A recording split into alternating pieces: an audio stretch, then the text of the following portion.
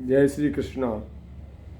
मैंने आपको एपिसोड जो मेरे पार्ट 20 है उसके अंदर मैंने बताया है आपको कि ग्रहों की क्या हालत होती है, इनकी क्या स्वभाव है, क्या आदत है इनकी, या क्या अच्छा फ़ायदा करते हैं, अच्छा बुरा जो भी है ना, और क्या क्या प्रभाव डालते हैं इंसान पर। मैंने पार्ट 20 में बताया है। और बुरा इसके इनकी क्या बुरा प्रभाव डालने की आदत होती है ना। इसके अंदर अब मैंने आपको सूर्य और चंद्र के बारे में बताया था। चंद्र का छोटा सा पार्ट एक और मैं ऐड कर रहा हूँ जो कि 20 में ऐड नहीं हुआ था, 20 में। चंद्रमा से स्त्री के मासिक धर्म तथा पुरुषों के हृदय और अंडकोश एवं मनोद्वेग का विचार किया जाता है। अशुभ चंद्र होने से नेत्र दोष, आलस्य, पागलपन बहुत ज़्यादा खराब होता तो पांडु दोष। लेकिन उसकी कौन से स्थान में है ना, पहला स्थान यानी लग्न जैसे स्थान उसमें कहाँ है, उसकी स्थिति भी देखी जाती है, उसकी पावर को भी देखा जाता है, कैसा पावर है, उसके साथ कौन बैठा हुआ है, क्या आदत है इनके। इसी तरह से जलोदर, कफ, गांठिया एवं मानसिक पीड़ा होती है, पर उनकी ये आदत होती है इनकी अक्सर ग्रहों की। वो भी मैं आपको वो ही बता रहा हूँ मैं आपको। क्षीण चंद्र के अगर चंद्र कमज़ोर है ना तो कैल्शियम की कमी हो जाती है।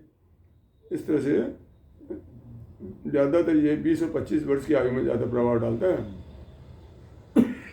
अशुभ चंद्रमा के लिए शिव आराधना करिए, मोती धारण करिए, चांदी की अंगूठी में है ना, रिंग फिंगर में, दाएं हाथ में पहने, बहुत अच्छा इनसे फर्क पड़ता है। और वैसे इसकी जो होते हैं अब चंद्रमा का प्रभावशील अच्छा होता है जब, तो कोमल शरीर का होता है, सुंदर नेत्र, घुंघराले और चमकदार केशों होता है।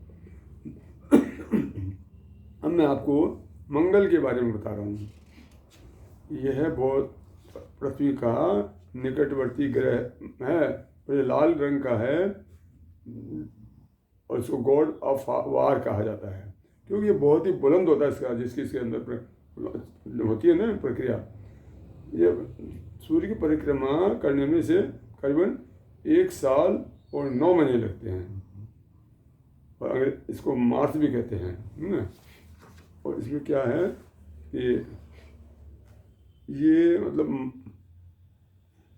मंगल के शुभ प्रभाव से व्यक्ति जमीन जायदाद वाला, भाइयों का सुख प्राप्त करने वाला है ना, शक्तिशाली नेतृत्व होता है इसका, इंजीनियर भी होता है ये, और शुभ मंगल होता है इसका काम। और ये बहुत जमीन जायदाद वाला है, बुलंद रहता है, जैसे जमींदार है और है। पर इसके अंदर क्या है कि मांगलिक अगर ये होता है ना तो इसके दाम्पत्य जीवन में बहुत बाधक होता है। ये मंगलिक दोष होने के कारण 2 विवाह अथवा विवाह में तलाक हो जाता है, सामाजिक लांछन लग जाता है, इसके क्रोध अगर बुरा होता है तब की बात है ये। में शत्रु भय, शत्रु पैदा करना इसी की विशेषता है। मंगल शांति के लिए हनुमान जी की सेवा में जाओ, अब हनुमान चालीसा का पाठ करो, मूंगा धारण करो। लेकिन मूंगा धारण जब करना है ना तो किसी अच्छे विद्वान से पूछ के ही स्टोन पहनने चाहिए, कितना रत्ती का क्या है ना। और इसके अगर सुंदरकांड के पाठ रात्रि के अंदर 9:15 बजे से शुरू किए जाओ, रोजाना दीपक जला के घी का और लाल आसन पे बैठ के, तो बहुत ही ये लाभप्रद होता है। इसी तरह से आप देखो बुध के बारे में बताता हूँ। ये बहुत ही चमकदार ग्रह है ये, और सूर्य के काफ़ी नज़दीक है, ये बिल्कुल निकट है ये, और 88 दिन में सूर्य की एक परिक्रमा कर लेता है ये। और ये कभी भी सूर्य के साथ अस्त नहीं होता है, आप देखिए, तो ये कम्बस होता ही नहीं है यानी। अच्छा, ये बुध ग्रह पृथ्वी के पर्यावरण का गहरा प्रभाव पड़ता है इसका ये। और ये शुभ प्रभाव के बुध ग्रह के वाणिज्य, वाक चातुरता, गणित, चित्रकारी, नृत्य, गायन, इस तरह से कई इसमें विशेषता होती है, उसमें एक्स्ट्रा एक्टिविटीज़ होती है उसके अंदर, इस तरह से है ना। और ये क्या है, 88 दिन में मैंने बताया 88 दिन में एक चक्कर लगा था सूर्य का ये, सबसे चमकदार और छोटा, सबसे छोटा है ये सभी ग्रहों में।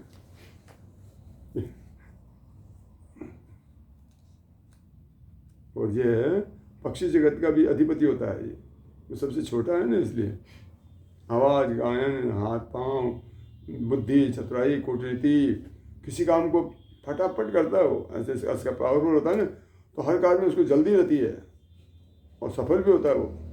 ये अशुभ होता है ना, तो अस्थिर मिजाज, रोगी, अविश्वासी, शंकालु, स्वार्थी, चालाक बनता है। बुद्धि का प्रभाव 32 से 41 वर्ष के बीच ज़्यादा होता है, नशे होता है जैसा भी गिरे हुए। अशुभ प्रभाव को दूर करने के लिए पन्ना धारण करना चाहिए या फिर गणेश जी की विशेष आराधना करनी चाहिए, है ना। गणेश अथर्वशीर्ष का पाठ इसके लिए बहुत ही अच्छा होता है। आप करिए या आप नहीं कर सकते हैं तो किसी अच्छे विद्वान से इसके पाठ करवाइए, तो ये बहुत ही फायदा वापस करेगा और जो नुकसान है वो बहुत ज़्यादा कम हो जाएगा, नहीं के बराबर हो जाएगा। इसी तरह से आप बृहस्पति को लीजिए, देवताओं का गुरु जैसे कहते हैं बृहस्पति गुरु, है ना इसके नाम। ये सूर्य को अगर छोड़ देना तो सबसे बड़ा भारी है ये ग्रह, भीम का कह सकते हैं इसको, है ना। और ये एक जो चक्कर है ना सूर्य का, बहुत टाइम लगाता है ये, तो आपको बताएं 12 वर्ष में एक चक्कर लगाता है ये सूर्य का। और इसके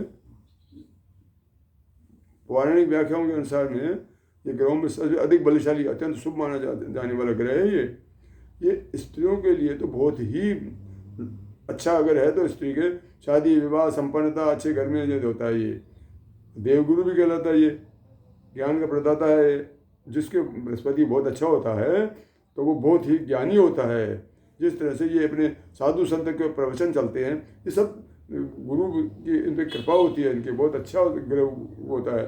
पंचम स्थान वाणी के लिए होता है, तो वहाँ भी अगर ये बैठ जाता है अच्छे उच्च का और उसको अच्छे ग्रह देखें तो ये बहुत ही लाभदायक होता है। बहुत विद्वान होता है वो आदमी, गुणीजन होता है, सलाहकार होता है, वो न्यायाधीश भी बन जाता है वो। ऐसा यह न्याय धर्म और नीति का प्रतीक है। महान पंडित देवगुरु बृहस्पति बहुत उदर वाला है, गौरवर्ण, स्थूल शरीर वाला, चतुर, सत्वगुण प्रधान, परमार्थी ब्राह्मण जाति का है ये। और ये मीठे रस का अधिपति है, हेमंत ऋतु, चर्बी का स्वामी। इसका वार बृहस्पति है, बृहस्पतिवार इसका व्यार है। ये ज्ञान का प्रदाता है, इसलिए ये बहुत ही अच्छा ग्रह कहलाता है। इसमें कमजोर बृहस्पति से व्यक्ति की मंद बुद्धि वाला, चिंता में रहने वाला, और गृहस्थ जीवन में दुखी रहता है, संतान रहित होता है, अस्वस्थ मानता रहता बार बार। तो पुखराज धारण करना चाहिए कुप्रभाव को रोकने के लिए। भगवान विष्णु की आराधना है वो करनी चाहिए। गोपाल सहस्त्रनाम का पाठ है, जैसे विष्णु सहस्त्रनाम के पाठ है, इसके लिए कराए जाते हैं। जाप भी कराया जा सकता है तांत्रिक मंत्रों का, किसी विद्वान से कराइए, लेकिन कराते हैं तो अच्छे विद्वान से। इसी तरह से शुक्र को लीजिए। शुक्र जो है ये, इसकी ये स्थिति है शुक्र की, बहुत ही सुंदर चमकीला ग्रह होता है। अगर इसके जो प्रभाव होता है किसी को, तो ये अक्सर भोर का तारा, यानी शाम के टाइम दिखता है। ये भोर का तारा है, वो गलत बोल रहा हूँ मैं, भोर का तारा है ये। और ये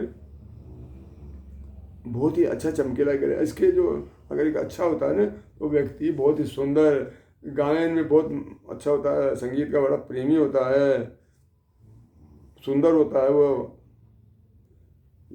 लेकिन अगर अच्छा, ये शुक्र ग्रह ब्राह्मण जाति का सुंदर और देवता राक्षसों का गुरु होता है ये। अच्छा, सुंदर बगीचे, भवनों, शयनागारों और कौतुक भंडारों में विचार करने वाला होता है फायदा इसका। काम क्रीड़ा में तल्लीन अथवा कामुक चेष्टा, नाच गाने का शौकीन होता है, सुंदर सुंदर वस्त्र होता है, क्यों संपन्न होता है यह धन से। राष्ट्रीय पुराण में राक्षस भी गुरु भी कहा जाता है इसको, जैसा मैंने अभी बताया आपको। राशि मंडल में वृष और तुला राशि का यह प्रतिनिधित्व करता है, ये इनका मालिक है ये। इसी तरह से लीजिए, और शांति का तारा था ये शाम के समय अक्सर इसका दर्शन होता है। इसे भोर का तारा भी कहते हैं, सुबह भी दिखता है ये जल्दी। ये क्योंकि सूर्य से पूर्व और संध्या के समय से देखा जा सकता है आकाश में। ये बहुत ही ज़्यादा सब तारापुंजों में चमकीला होता है ये, और तेजस्वी ग्रह है ये बहुत ही। अब मैं आपको इसके जो कुप्रभाव थोड़े हैं वो भी बताऊंगा मैं। शुक्र यदि प्रभावहीन हो तो व्यक्ति का जीवन नीरस, एकांत में उपहास का पात्र, सुख साधनों से हीन, गरीबी तथा फकीरी का स्थिति होती है उसकी। और संन्यास अथवा त्याग को अधोगति की ओर अशुभ शुक्र ही धकेलता है। संन्यास अगर खराब होता है तो उसमें वो चला जाता है उधर। और 24 से 42 की आयु में ज़्यादा इसका अफेक्ट होता है शरीर पे। ये है। अब देखिए इसकी और भी विशेषता बताता हूँ आपको। शुक्र होने से व्यक्ति प्रभावशाली होने से स्त्री प्रेमी, गोल चेहरे वाला, घुंघराले चमकदार बाल केसों वाला अति सुंदर व्यक्ति होता है ये। जैसे गौर वर्ण विपरीत वर्ण के साथ मिश्रण में कुशल, और जैसे cabaret, theatre, radio, TV, film जगत में शुक्र प्रधान पुरुष महिलाएं छाई हुई है। ये ग्रह जहाँ व्यक्ति की अभिनेता, नाटककार, उपन्यासकार, चित्रकार, जौहरी ये बना देता है। हीरा जैसे होटल प्रबंधक है, हीरा चांदी का व्यापारी है, वो तगड़ा। ये सब शुक्र की कृपा होती है। इससे आगे मैं आपको अब शनि के बारे में बताऊंगा नेक्स्ट एपिसोड 22 में। धन्यवाद और जय श्री राम।